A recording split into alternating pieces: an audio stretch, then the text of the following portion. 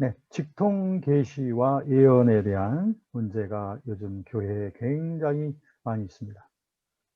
그래서 이 직통 계시라고 하는 것이 과연 가능한가? 예, 이 부분에 대해서 직통 계시 정말 그 말 자체가 굉장히 좀 코믹하기도 하고요. 예, 신학적이지 못한 그러한 용어이지만 안타깝게도 이와 같은 용어가 상당히 교계에 많이 통용되고 있다고 하는 거, 이것을 볼 수가 있습니다. 오늘날 많은 사람들이 이단에 빠져드는 이유 중에 하나가 바로 이 직통계시와 예언에 대한 잘못된 오해 때문입니다. 그 중에 대표적인 한 가지가 바로 1992년도에 있었던 그 다미 선교회를 들 수가 있습니다.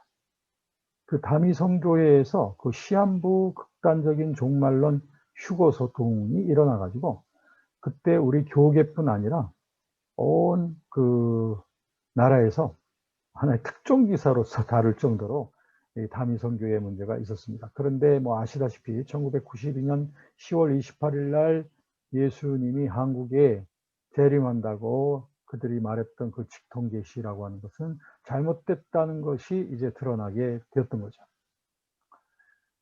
실제로 그날 밤 저도 그날 그 사건을 상당히 주의 깊게 주시하고 있었습니다. 예, 그래서 그날 있었던 일들을 보니 정말 그 다미 선교회 사람들이 한 곳에 흰옷을 입고 모여서 밤새도록 찬송하면서 공중으로 들림받을 준비를 하고 있었는데, 안타깝게도 아침이 오고야 말았어요. 그리고 사람들은 하나 둘 이제 뿔뿔이 흩어지고 말았고요. 이 다미 선교에 연루되었던 사람들이 이제 와해되어지게 되었죠. 왜 이런 일이 오늘날에도 가능할까? 이와 같은 직통 계시의 잘못된 그 신뢰는 고대 교회의 몬타누스파에게서 먼저 나타납니다. 이 몬타누스라고 하는 사람이 소위 직통 계시를 받았다고 해서 많은 추종자들이 그를 따랐었던 적이 있죠. 여러분, 제7일 안식일 교회 있죠. 안식일 교회도 역시 그 윌리엄 밀러가 자기가 받았다고 하는 어떤 그런 그 계시, 자기 계시죠. 그거에 의해서 시한부 종말론을 말했습니다. 그래서 1844년에 예수님이 재림하실 것이다 라고 하는 그러한 잘못된 예언을 말했던 적이 있습니다.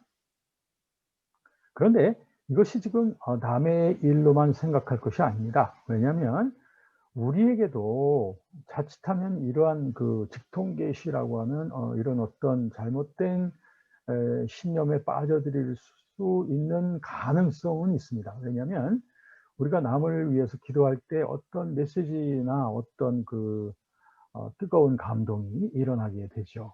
그럴 수 있죠. 그럴 때 어떤 사람들은 이걸 갖다 예언받았다, 또 계시받았다라고 하면서 그것이 마치 하나님이 주신 절대적인, 마치 하나님의 말씀인 그 성경의 가치와 버금갈 만한 그러한 계시라고 믿으면서 말하게 될 때 이것은 잘못된 신념에 빠지게 되는 것입니다. 그래서 우리들은 이런 어떤 기도 생활을 하면서 이런 신비로운 주관적인 경험들이 나타나긴 하죠. 나타날 때에 그걸 그저 무조건 예언이라고 말하고 계시라고 말하면 큰일 납니다. 그렇기 때문에 우리들은 스스로 분별을 해야 됩니다. 분별. 매우 중요합니다. 그래서 기도하는 중에 어떤 남을 위한 어떤 충동이나 메시지가 떠올랐다면 그게 성령께서 주신 것인가, 이거를 잘 분별해야 되고요. 그리고 그것이 성령으로부터 주어졌다 하더라도 어떤 방법으로 언제 그 당사자에게 전해야 될지, 또는 전하지 말고 그냥 기도만 해 줘야 되는 것인지, 뭐 이런 것들을 구체적으로 성령의 어떤 인도하심을 받아야 된다. 자, 그러면 어떤 것이 참된 성령의 인도하심이고 어떤 것은 잘못된 거냐, 이 진위성을 구분을 해야 되는데, 성령께서 주신 것은 반드시 성경의 정신하고 합치가 돼야 돼요. 왜냐? 나에게 그 감동을 주신 분이 만약에 성령이시라면 성경의 진정한 저자도 성령 아니겠습니까? 그렇다면 성경과 합치가 돼야 되죠. 동일한 저자가 기도할 때 우리에게 주는 감동이 틀리고 성경의 내용이 틀리다면 안 돼요. 그다음 적어도 양심적이어야 됩니다. 즉 양심적으로 굉장히 그 마음에 부담이 되고 이런 부분들이 있다면 이것을 성령이 주시는 또 남을 위한 그런 메시지라고 말할 수가 없다라고 하는 겁니다. 자, 그래서 적어도 아주 간단히 말씀드린 건데요. 요 한 2가지 정도는 반드시 거쳐야만 하는 것입니다. 자, 그러므로 우리가 직통 계시를 받았다라든지 계시 받았다라고 하는 그 표현, 이런 표현은 가급적이면 하지 마셔야 됩니다. 왜냐하면 굉장한 오해를 불러일으키게 됩니다. 직통 계시라고 하면 계시라는 게 뭡니까? 이 계시라고 하는 것은 하나님의 말씀, 기록되어진 하나님의 말씀이 하나의 초시대적이고 범인류적인 계시가 바로 성경입니다. 아주 객관적인 진리로서의 계시죠. 그렇기 때문에 보통 우리가 계시라고 하는 말을 쓸 때는 이런 성경의 계시를 놓고 우리가 말을 해줘야 됩니다. 그러므로 이제 계시라고 하는 말은 이제 주관적으로 경험하는 어떤 기도 중에 생기는 감동을 계시라고 말하면 안 된다라고 하는 것을 말씀드렸습니다. 그다음 이제 예언에 대해서 말씀드릴게요. 자, 예언이라고 하는 말은 사실 기독교에만 사용하는 용어는 아니죠. 뭐 다른 종교에도 그렇고 또 어떤 종교인이 아니라도 이 예언이라고 하는 말은 하나의 일반적으로 사용할 수 있는 용어인 것은 사실입니다. 그런데 우리의 관점은 기독교적인 이 성령이 주시는 예언이라는 것이 구분이 돼야 된다는 것이죠. 다시 말하면 먼저 우리가 살펴볼 것은 기독교의 이 예언이라고 하는 것이 존재하는 것이냐.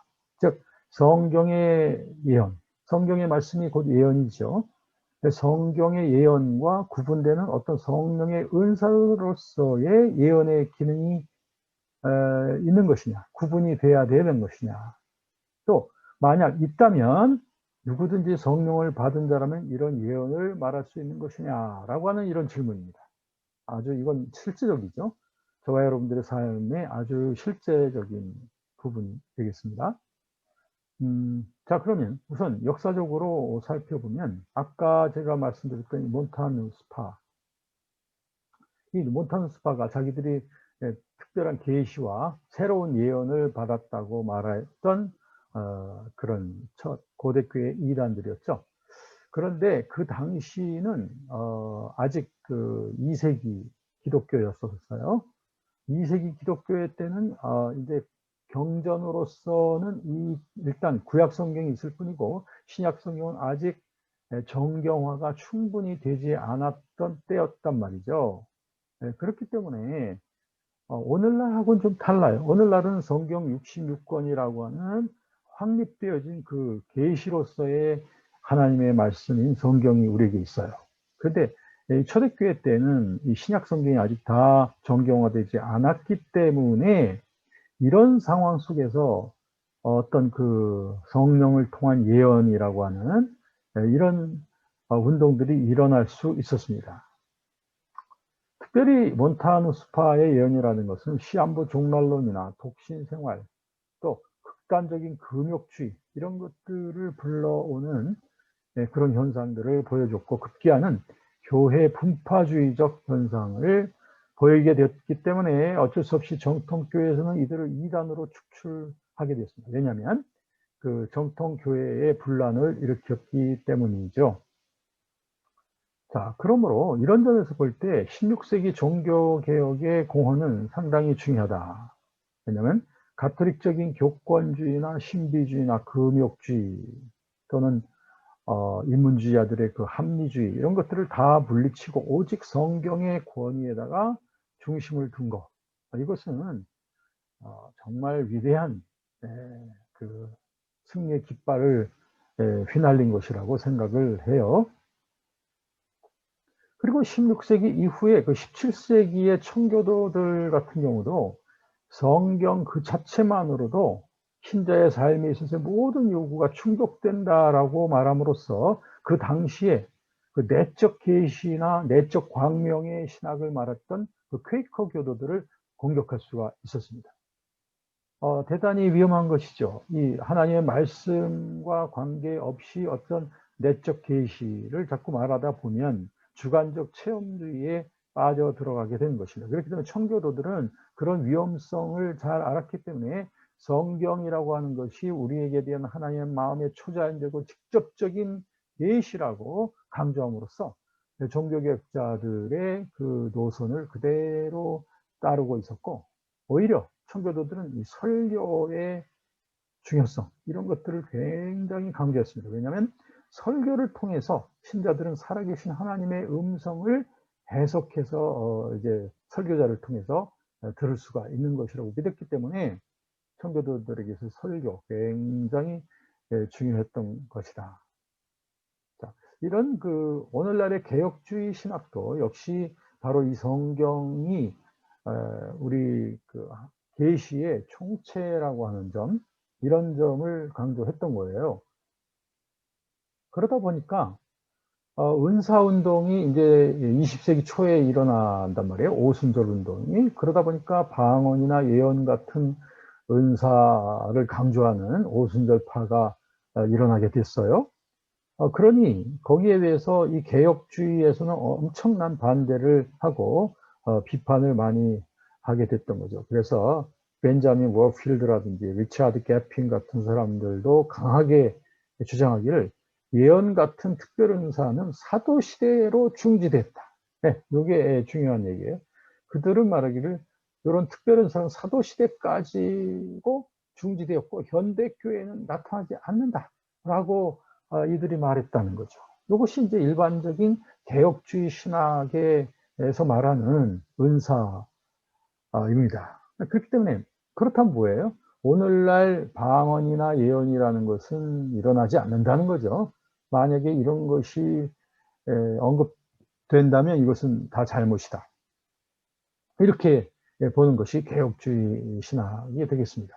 그럼에도 불구하고 20세기 초에 그 오순절 운동뿐 아니라 1960년대 은사갱신 운동, 또 80년대 이후에는 제3의 물결로 흘러가면서 이 20세기 때는 이 그 은사적 기독교, charismatic Christianity, 은사적 기독교의 시대로서 아주 은사 활동이 굉장히 많이 되어졌단 말이에요. 그 중에서 빈야드 운동도 그 하나의 대표적인 것이 되겠죠.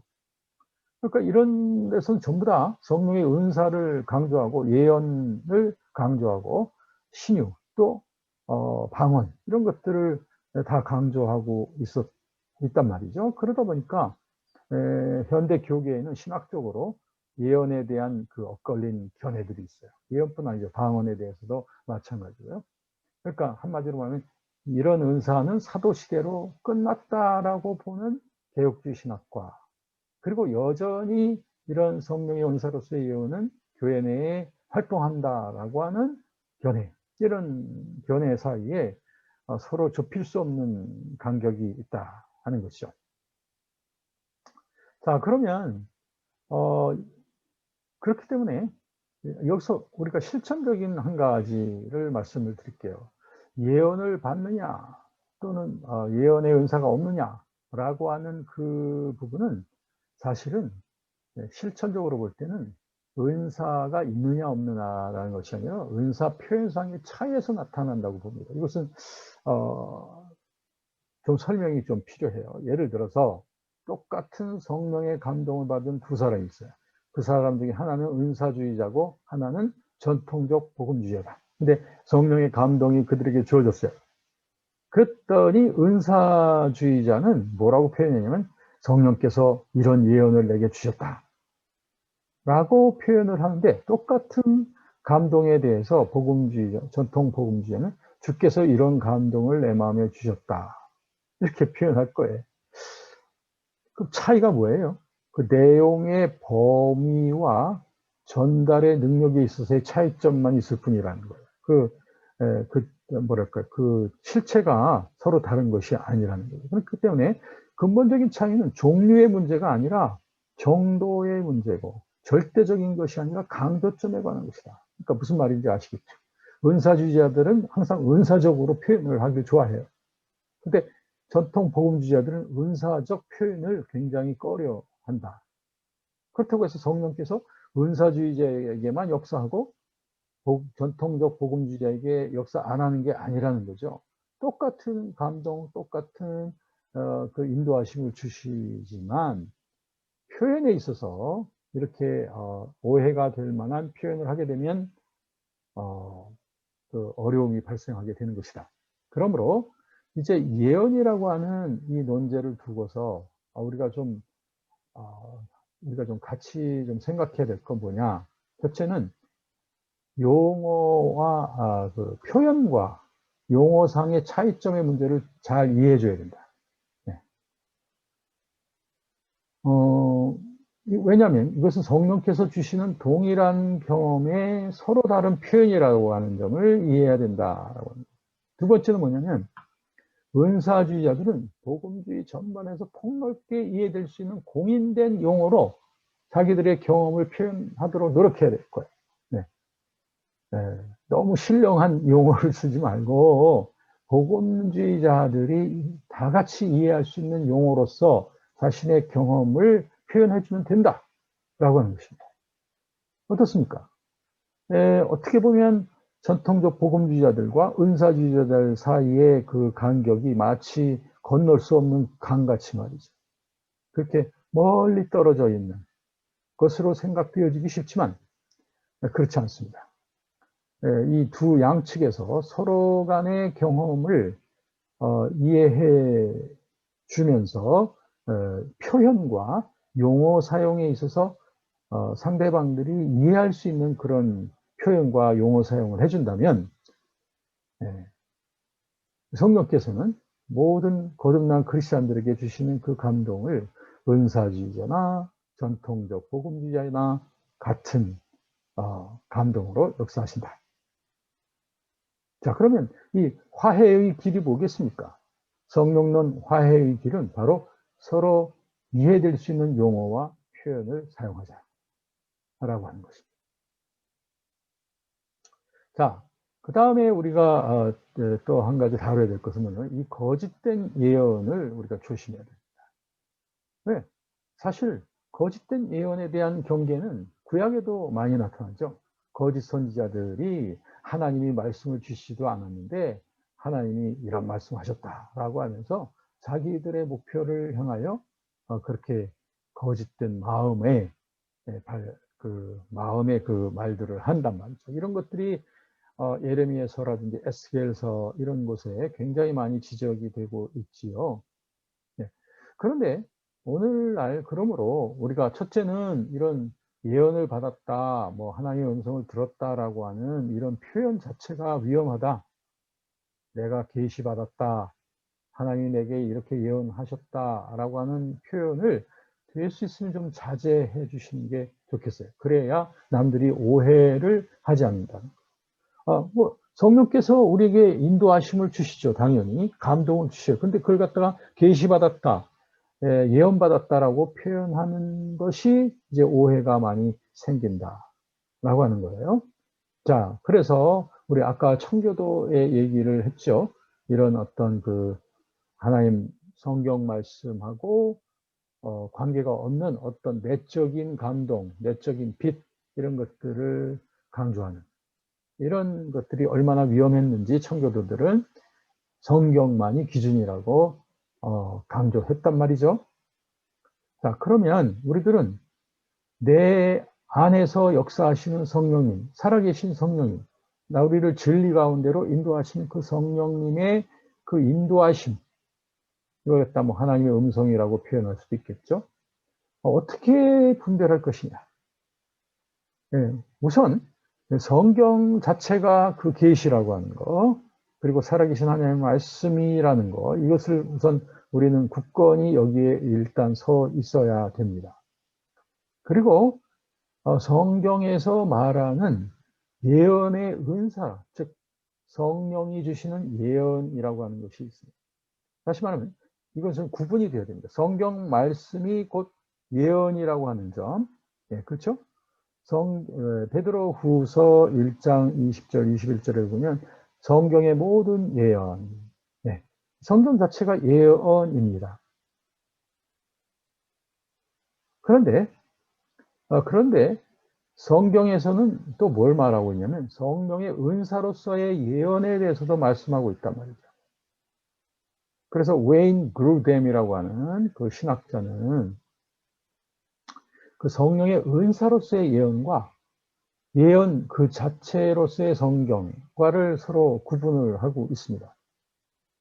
그래서 다시 말하면 그 예언, 이 성령이 주시는 예언, 성령의 은사로서의 예언, 여기에 대해서 굉장히 성경에도 많은 예들이 나와 있어요. 사도행전만 보아도 성령께서 감동을 주셔서 예언을 하게 되는 사례들 굉장히 많이 있죠. 그리고 바울 서신 속에도 보면 거기에 대한 교훈들이 많이 있습니다. 특별히 고린도전서 12장부터 14장까지 쭉 보시면은 거기에 그 성령이 주시는 예언에 대해서 많이 있습니다. 데살로니가전서 5장 20절에도 예언을 멸시하지 말라 이렇게 말했을 때 그것이 바로 물론 그 예언은 성경 그 자체 예언을 말할 수도 있고요. 또 성령의 감동으로 주어지는 예언도 역시 표현되어 있습니다.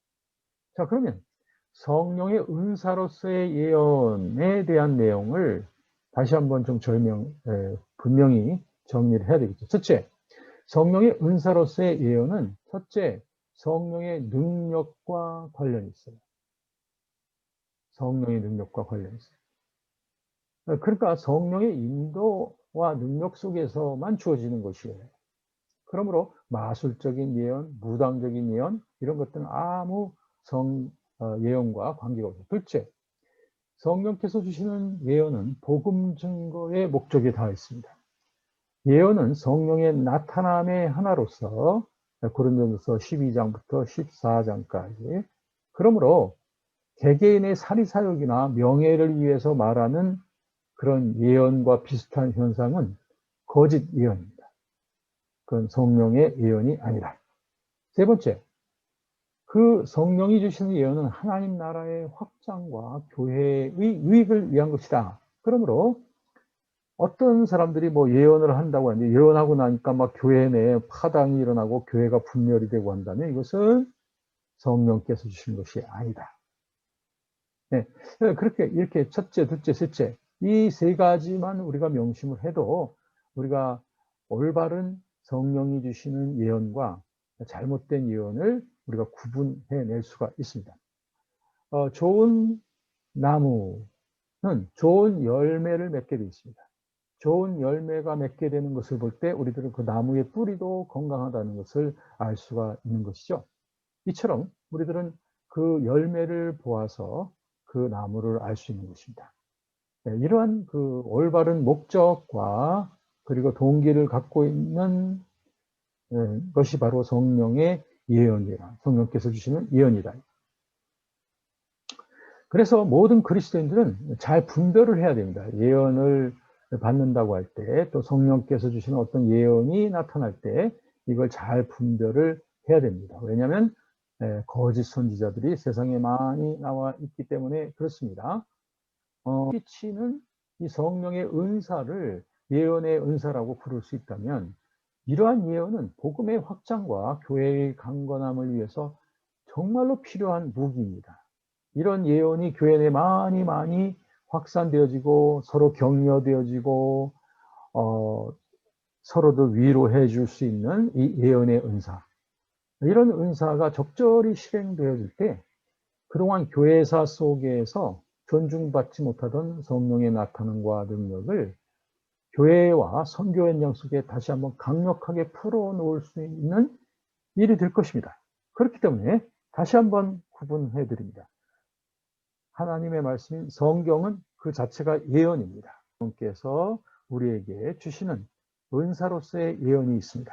그 예언은 교회에 덕을 끼치고 그리고 유익을 주고 권면하고 그리고 서로 위로하는, 그래서 사랑으로서 서로 하나로서 맺어지게끔 하는 이 교회에 있어서, 교회가 세워지는 데 있어서, 하나님의 나라가 강하게 확산되어짐에 있어서 매우 강하게, 중요하게 영향을 미칠 수 있는 아주 소중한 들이 이 입에서부터 이런 성령의 은사로서의 아름다운 예언들이 교회를 풍요롭게 할 수 있는 이러한 시대가 왔으면 좋겠습니다.